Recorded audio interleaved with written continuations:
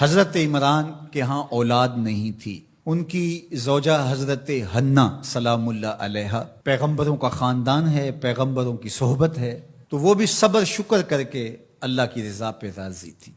घर के सेहन के अंदर दोपहर के वक्त चारपाई बिछाए एक दरख्त के नीचे कैलूला करने लगी तो एक मंजर देखा कि दरख्त पर एक चिड़िया ने घोंसला डाला हुआ था और उसने बच्चे दिए हुए थे।